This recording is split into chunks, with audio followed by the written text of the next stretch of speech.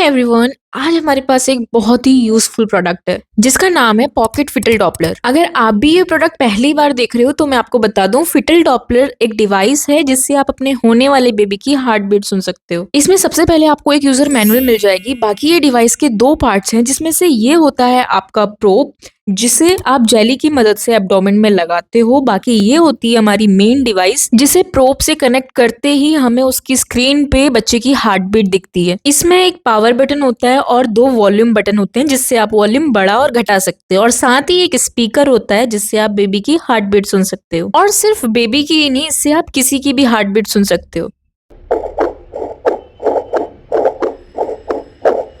तो सुना आपने, कुछ इसी टाइप से आपको हार्ट बीट सुनाई देगी। तो ये प्रोडक्ट बहुत ही अच्छा और यूजफुल है। अगर आपको भी ये प्रोडक्ट चाहिए तो नीचे दिए गए नंबर से अभी कांटेक्ट कर सकते हो, और इसका स्टॉक अवेलेबल है ड्रॉप शिपिंग के लिए भी। और हाँ, ऐसी अमेजिंग प्रोडक्ट्स के लिए फॉलो कर लो माउंट एम्पोरियम को।